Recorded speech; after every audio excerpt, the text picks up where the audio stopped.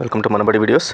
నిన్న నేను చేసిన ఒక వీడియో ఫోర్త్ ఫేజ్ కౌన్సిలింగ్ ఉంటుందా తెలంగాణ ఏపీఎస్సీకి సంబంధించి ట్రెమెండస్ రెస్పాన్స్ అయితే రావడం జరిగింది. చాలామంది స్టూడెంట్స్ ఫోర్త్ ఫేజ్ కౌన్సిలింగ్ నిజంగా ఉంటుందా, మేమందరం వెయిట్ చేస్తున్నాం సీట్స్లో జాయిన్ అవ్వడానికి అని చెప్పి అడగడం జరుగుతుంది. సో దాని తగ్గట్టుగా ఇప్పుడు మీకు ఫోర్త్ ఫేజ్ కౌన్సిలింగ్ ఉంటుందా ఉండదా, ఉండడానికి అవకాశాలు ఎలా ఉన్నాయి, ఎంత ఉన్నాయి అనే దానిపైన మీకు మొత్తం కంప్లీట్గా వీడియో అయితే ఉంటుందన్నమాట. సో ఫస్ట్ థింగ్ అయితే మీకు అందరికీ తెలిసిందే, తెలంగాణలోని కొన్ని ప్రైవేట్ కాలేజెస్, చాలా ప్రైవేట్ కాలేజెస్ ఏఐసిటీ పర్మిషన్ వచ్చినప్పటికీ తెలంగాణ గవర్నమెంట్ నుంచి మాకు పర్మిషన్ రాలేదు, మేము సీట్స్ పెంచుకుంటాము అని చెప్పి కోర్టుని అయితే ఆశ్రయించడం జరిగింది. సో ఆ కోర్టు కాపీలో మనకు వాళ్ళు క్లియర్గా మెన్షన్ చేశారు, మాకు ఇక్కడ ఈ రకంగా మాకు ఇన్ని సీట్స్ పలాని కోర్సుల్లో పెరిగాయి కానీ బట్ మాకు తెలంగాణ గవర్నమెంట్ ఇంకా సీట్స్ పెంచట్లేదు అని చెప్పేసి ఇవ్వడం జరిగింది. సో సెల్ఫ్ ఫైనాన్సింగ్ కింద మేము దాని సీట్స్ని అయితే మేము తీసుకొని దాన్ని స్టూడెంట్స్కి అయితే ఇస్తామని చెప్పారు. సో కాలేజ్ నేమ్స్ పక్కన పెడితే మనకి ఇక్కడ ఒక one of the particular college top 20లో ఉండే కాలేజ్ ఈ రకంగా ఇచ్చింది. సో ఏమని ఇచ్చిందంటే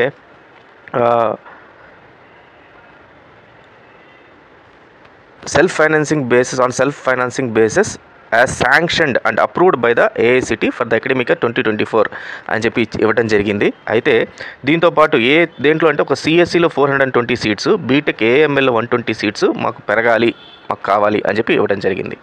సో ఇది ఒక కోర్టు పిటిషన్ వేయడం జరిగింది. సో కోర్టు పిటిషన్ వేస్తూ వాళ్ళు క్లియర్గా చెప్పారు, దీని సెల్ఫ్ ఫైనాన్స్ కింద మేము అంటే ఏదైతే బీ కేటగిరీ మేనేజ్మెంట్ కోటా వీటిల్లో మేము ఆ సీట్స్ని అయితే పెంచడం జరుగుతుంది. అంతే తప్పితే గవర్నమెంట్కి ఎక్స్ట్రాగా ఎక్కడ కూడా గవర్నమెంట్కి వాళ్ళపైన బర్డన్ అయితే పడదు అని చెప్పేసి చెప్పడం జరిగింది. సో దాంట్లో క్లియర్గా ఇవ్వడం జరిగింది, would bear additional expenditure on self finance basis and communicate the decision thereto the petitioner. అయితే ఎనీహౌ ఏదైతే ఈ పిటిషన్ ఉందో ఈ పిటిషన్ డిస్పోజ్ అయిపోయింది. సో డిస్పోజ్ అయిపోయి మొత్తం స్టేట్ గవర్నమెంట్కి సంబంధించి స్టేట్ గవర్నమెంటే దీనిపైన ఏదైనా డిసిషన్ తీసుకోవాల్సిందే అని చెప్పి కోర్టు అయితే ఆర్డర్ ఇవ్వడం జరిగింది. అది ఆ కోర్టు ఆర్డర్ అయితే మనకు అందరికీ తెలిసిందే. ఇక్కడ క్లియర్గా మనకు డిస్పోజ్ లెటర్ అయితే ఇవ్వడం జరిగింది, writ petition is disposed of అని చెప్పేసి ఇవ్వడం జరిగింది. ఇది కోర్టు ఆర్డర్ మనకు. అయితే దీనికి సంబంధించి మనకు ఇంకా తెలంగాణ గవర్నమెంట్లో ఎందుకు ఏమీ రియాక్ట్ అవ్వలేదంటే ఫస్ట్ కారణం వచ్చి తెలంగాణ గవర్నమెంట్ పైన ఎక్స్ట్రా బర్డన్ అయితే మళ్ళీ ఫైనాన్షియల్ బర్డన్ అయితే పడుతుందనే ఒక కారణం అవ్వచ్చు, లేదా దీనిపైన ఇంకా ప్రాపర్గా ఎక్కడ కూడా తెలంగాణ గవర్నమెంట్లో ఎక్కడ కూడా ప్రాపర్గా వీళ్ళకి ఆ రిపోర్ట్స్ అనేవి ఏదైతే ఉన్నాయో, అంటే ఇంటర్నల్ సీట్స్ ఎన్నైతే ఉన్నాయి, తర్వాత ఎన్ని కాలేజెస్ ఎక్స్ట్రా సీట్స్ వచ్చాయి, దీనిపైన ప్రాపర్గా అధ్యయనం అయితే జరగలేదు. అండ్ ముఖ్య కారణం ఏంటంటే తెలంగాణ హైయర్ ఎడ్యుకేషన్ మొత్తం కూడా దానికి సపరేట్ మినిస్ట్రీ అంటూ లేదు, ఓన్లీ మన సీఎం గారి దగ్గరే ఉంది. సీఎం గారే ఈ పర్టికులర్ హైయర్ ఎడ్యుకేషన్ కూడా చూస్తున్నారు. అండ్ మెయిన్గా సీఎం గారు అయితే ఈ మధ్యకాలంలో యుఎస్ అండ్ డావోస్కి వెళ్ళి ఉన్నారు. సో అక్కడ ఇన్వెస్ట్మెంట్స్ అన్ని సీక్ చేయడం కోసం అని చెప్పి. సో ఈ రోజు మనకు సీఎం గారు 11 o'clock రావడం జరుగుతుంది. సో 11 o'clockకి సీఎం గారు వచ్చిన తర్వాత దీనిపైన ఖచ్చితంగా రెస్పాండ్ అయ్యే అవకాశాలు చాలా ఎక్కువగా ఉన్నాయి. ఎందుకంటే చాలామంది కూడా సీఎంఓ ఆఫీస్కి వాళ్ళు ఆల్రెడీ పిటిషన్స్ కానీ లెటర్స్ కానీ పెట్టున్నారు స్టూడెంట్స్.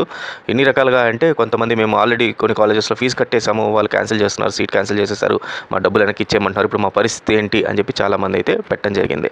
సో ఖచ్చితంగా దీనిపైన సీఎం గారు స్పందించి మనకు ఈరోజు ఎండ్ ఆఫ్ ది డే లోపల లేదా రేపు మార్నింగ్ లోపల మనకు ప్రాపర్గా ఒక న్యూస్ అయితే వస్తుంది. కాబట్టి ఏ స్టూడెంట్ కానీ పేరెంట్ కానీ ఎవరు కూడా మీరు భయపడాల్సిన అవసరం లేదు. ఖచ్చితంగా మనకు ఒక గుడ్ న్యూస్ అయితే ఖచ్చితంగా వస్తుంది ఫోర్త్ ఫేజ్ కౌన్సిలింగ్ నుంచి.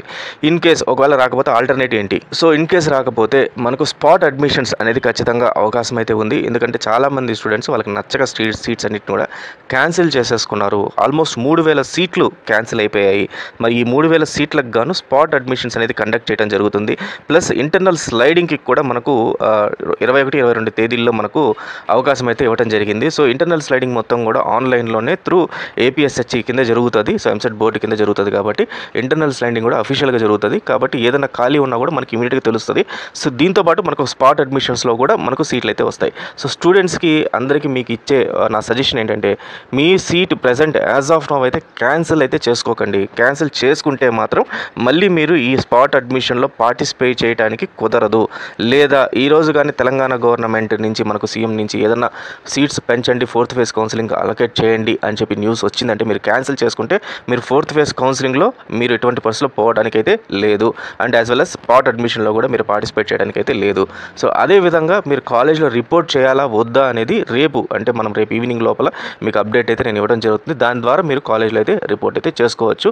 ఇన్ కేస్ మనకి ఏం అప్డేట్ రాకపోతే ఎల్లుండిపోయి కాలేజ్లో అయితే రిపోర్ట్ చేసేసుకోండి. అండ్ ఫీజు అనేది ఏదైతే ఉందో సబ్సిక్వెంట్గా కట్టేసేసుకోవచ్చు. అప్పటిదాకా అయితే తొందర అయితే పడకండి. సో వెయిట్ అయితే చేయండి, ఖచ్చితంగా అయితే గుడ్ న్యూస్ అయితే వస్తుంది. So all the best students, thank you very much.